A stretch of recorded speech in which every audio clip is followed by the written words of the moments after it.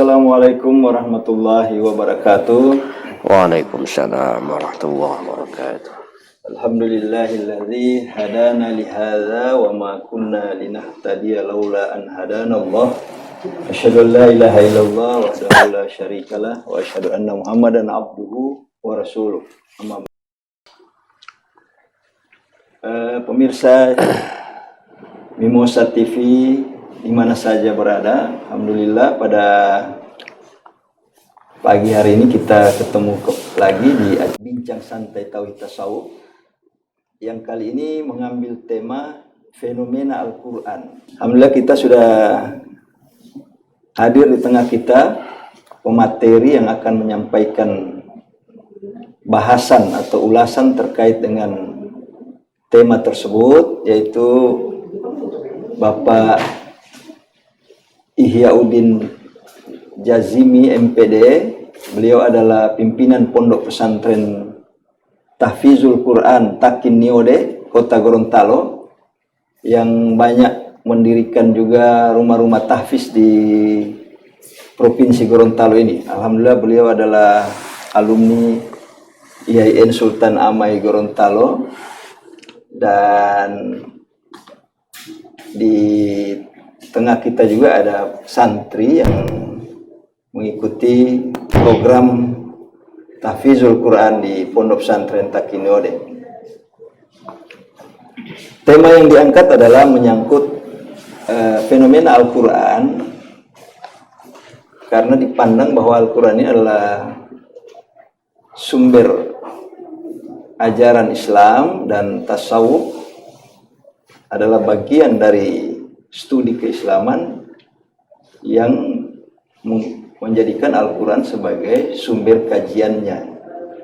Sehingga ini menarik untuk kita bedah, karena banyak fenomena di masyarakat bahwa Al-Quran sebagai hudal linnas wa bayyinatin minal huda wal furqan ini bukan sebagaimana mestinya yang diharapkan oleh Islam atau oleh Al-Quran itu sendiri.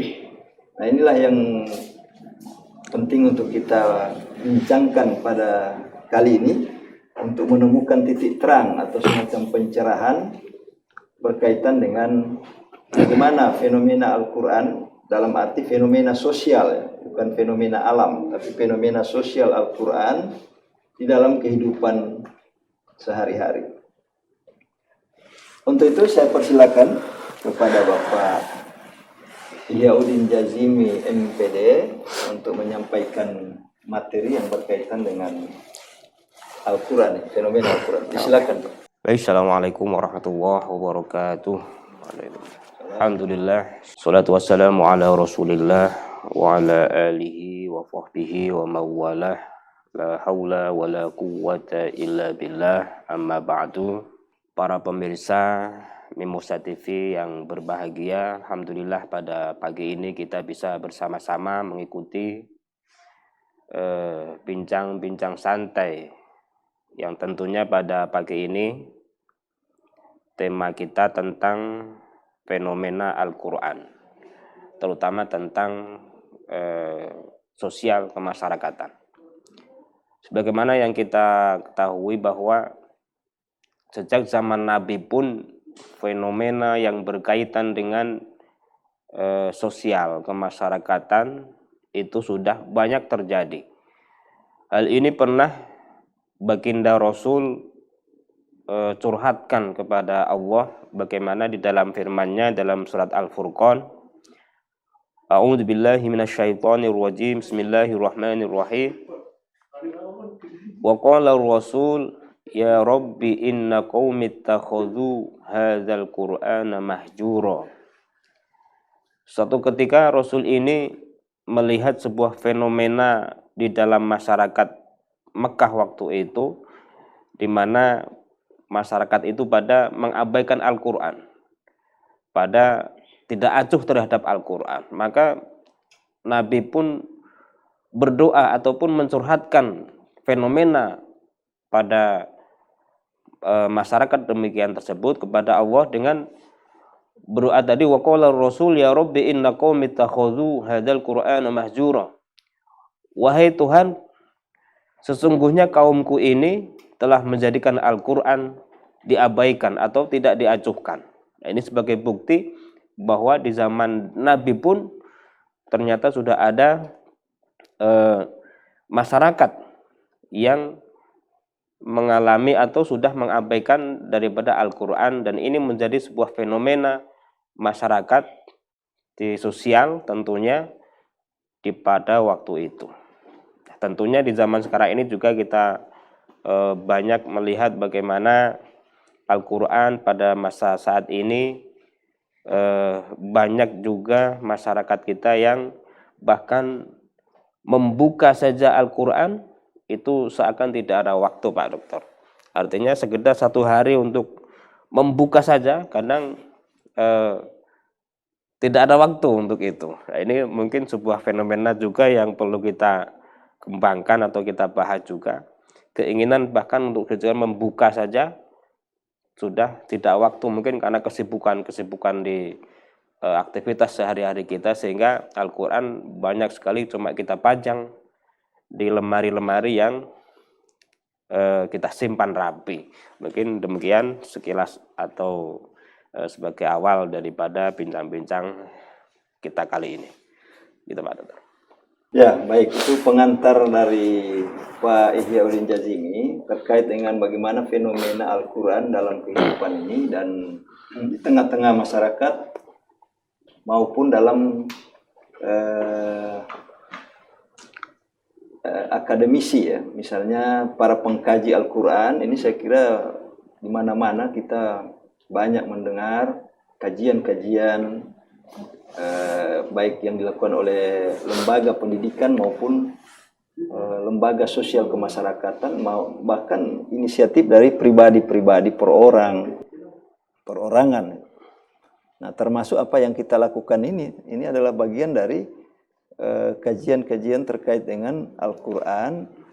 Nah, yang jadi persoalan kemudian ketika di tengah-tengah masyarakat itu klaim-klaim kebenaran bahwa sayalah yang paling Al-Quran atau paling sesuai dengan Al-Quran. Nah, ini yang menimbulkan terkadang merasa paling benar atau bahkan terkesan menyalahkan orang lain yang berada di luar pahamnya. Padahal dia sudah membaca Al-Quran, dia sudah mengkaji Al-Quran, tapi ujung-ujungnya kajian-kajiannya itu justru menemukan bahwa yang lain itu salah. Nah, ini yang perlu kita diskusikan. Bagaimana barometer kita untuk menentukan bahwa ini sebenarnya kajiannya ini sudah melenceng dari Al-Quran dan ini yang memang sudah baik. Nah, kalau tadi disampaikan misalnya ada yang membaca Al-Quran saja susah. Nah, saya kira itu lebih mudah diatasi. Artinya kita dirikan saja TPA, kita gairahkan kembali mereka. Tetapi yang jadi masalah ini yang sudah membaca, mengkaji, kemudian dia menyesat-nyesatkan itu kan, atau bahkan dia menafsir-nafsirkan sesuai keinginan dia untuk dia menanamkan paham-paham itu, tafsir-tafsirannya itu terkait dengan apa yang dia yakini dan apa yang dia ketahui, sehingga ada terkesan Al-Quran ini kok bikin konflik juga ini, karena terjadi perpecahan dari sisi ya kalau dari sisi keilmuan misalnya mazhab itu wajar-wajar saja. Cuma ketika itu masuk ke ranah masyarakat yang kita ketahui keilmuannya terbatas, tapi sudah berani-beraninya baru membacanya saja sudah salah-salah, tetapi pernyataan-pernyataannya sudah begitu tinggi, artinya mengklaim bahwa kebenaran itu dia sudah tahu semua gitu. Dan ini tidak termasuk juga di kalangan-kalangan tasawuf itu sendiri. Ini kan saya juga banyak menemukan gejala-gejala atau indikasi-indikasi yang mengarah ke arah itu, dan ini menjadi keseriusan kita sebagai orang yang ingin mengaktualisasikan Al-Quran dalam kehidupan, sehingga kita tidak hanya sekedar bisa mencela, bisa menyalahkan mereka, tetapi bagaimana edukasi-edukasi ini kita lakukan. Kira-kira bagaimana pengalaman dari Pak Ihya dalam artinya mengkaji ini, kemudian mengaitkannya dengan persoalan-persoalan di tengah-tengah masyarakat. Ya, silakan Pak. Baik, terima kasih. Terkait dengan tadi yang Bapak sampaikan atau pertanyakan tentang bagaimana fenomena saat ini, istilahnya orang yang sudah belajar Al-Quran, begitu Pak ya? Ya. Orang yang sudah mengkaji Al-Quran, akan tetapi masih kadang menganggap yang lain kurang betul ataupun salah di matanya, begitu kan? Ataupun di aliran-aliran lain mungkin umpamanya tentang thariqah ataupun tasawuf. Nah, hal yang perlu kita ketahui adalah bahwa Al-Quran itu pemaknaannya masih global. Artinya tidak bisa kita ketika membaca Al-Quran kemudian mengartikan, kemudian langsung mengambil sebuah kebijakan umpamanya kan. Oh, ini berarti begini. Oh, ini berarti yang tidak di dalam ini berarti sesat. Nah, kita nggak bisa begitu. Karena masih sangat global, umpamanya kita tentang sholat saja. Di Al-Quran cuman mengatakan misalnya wa aqimus sholat, dan dirikanlah sholat umpamanya kan. Tapi caranya bagaimana, rokaatnya berapa, itu kan lewat keterangan-keterangan lain umpamanya dalam hadis. Nah, kita perlu belajar juga hadis gitu kan. Jadi masih sangat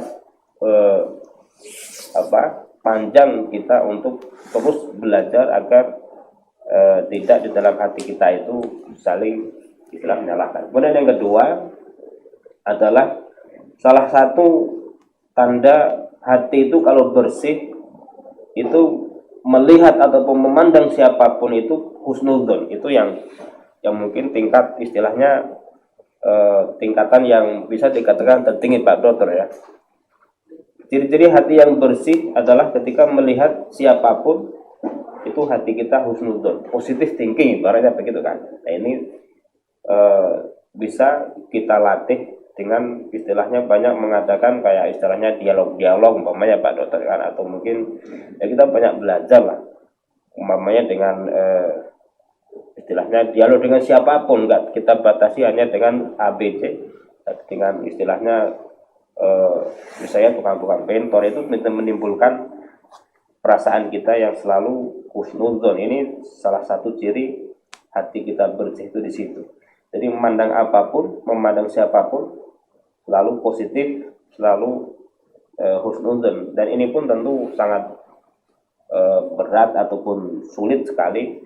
Akan tetapi kita masih tentu bisa melatihnya dengan rutinitas membuat dialog-dialog dengan siapapun ataupun dengan kegiatan yang lain, dan tentu akan menimbulkan sebuah rasa syukur, dan rasa syukur itu akan istilahnya melihat jiwa-jiwa orang itu positif, bahwa dia adalah umat Nabi yang kita pasti diharuskan untuk selalu positif memandangnya. Nah, ini tingkatan yang saya rasa mungkin kita perlu masih belajar ke situ, yang mungkin di tasawuf ataupun di aliran yang lain. Salah satu tandanya bersih hati tentunya di situ tadi Pak, selalu husnudzon lah, memandang siapapun itu positif, itu memanusiakan manusia kan. Ya, jadi saya kira memang ini bagian dari tanggung jawab kita semua. Makanya banyak buku-buku yang ditulis terkait dengan bagaimana fenomena Al-Quran ini, misalnya yang ditulis oleh Gus Dur mengenai membumikan Islam. Bahkan ada buku tentang Islam aktual, bagaimana mengaktualkan Islam ini. Tentu di situ adalah yang dimaksud Al-Quran. Selain itu hadis ya, dan saya kira ini memang bagian dari tanggung jawab kita, sehingga kita mengambil tema ini adalah dalam rangka untuk menjadikan pemahaman tentang Al-Quran ini dengan aplikasinya, dengan keragaman sudut pandang di dalamnya ini, apalagi dalam studi-studi keislaman di berbagai kampus atau PTKIN itu dengan sekarang ini ada pendekatan yang dimaksud itu adalah pendekatan multidisipliner, ya. Interdisipliner, supaya kita memiliki pemahaman yang beragam, ya, dari berbagai sudut pandang tentang kebenaran Al-Quran itu, sehingga Al-Quran itu tidak bisa hanya dipandang sesuai dengan kemauan atau hawa nafsu kita sendiri. Nah, supaya dia tidak sesuai dengan hawa nafsu atau pandangan kita sendiri, maka kita dudukkan pada sudut pandang yang beragam tadi, multidisipliner, memandang sesuatu persoalan dari berbagai sudut pandang, sehingga tidak menyempitkan cara pandang kita tentang pesan-pesan Allah melalui Al-Quran itu. Nah, yang jadi masalah ini kan sebenarnya bukan Al-Qurannya, yang jadi masalah itu menangkap pesan-pesan ilahiyah yang ada dalam Al-Quran itu sehingga sesuai dengan kebenaran yang diharapkan. Nah, cuma persoalannya kita ini sebagai manusia kan punya keterbatasan dalam menerjemahkan pesan-pesan wahyu itu, sehingga kita melahirkan yang namanya ilmu. Nah, ilmu-ilmu Al-Quran, kemudian pendekatan-pendekatan Al-Quran itu sendiri dalam berbagai aspeknya. Dan ini sedang dikembangkan di perguruan tinggi. Nah, di level masyarakat itu yang menjadi keprihatinan kita adalah pada aspek pengamalannya. Nah, sehingga saya menganggap ketika pada level studi Islamnya tidak bermasalah ketika kita berbeda-beda, tetapi ketika masuk kepada level pengamalan, maka di situ kita harus memilih. Kan kalau dalam studi kita bisa membanding-bandingkan antar mazhab misalnya dalam fikih. Tetapi ketika masuk ke ranah pengamalan, nah di situ kita harus memilih.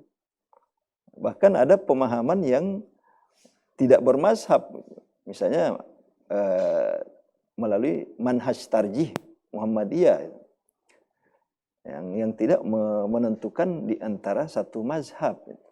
Begitu juga dalam wilayah kesufian itu.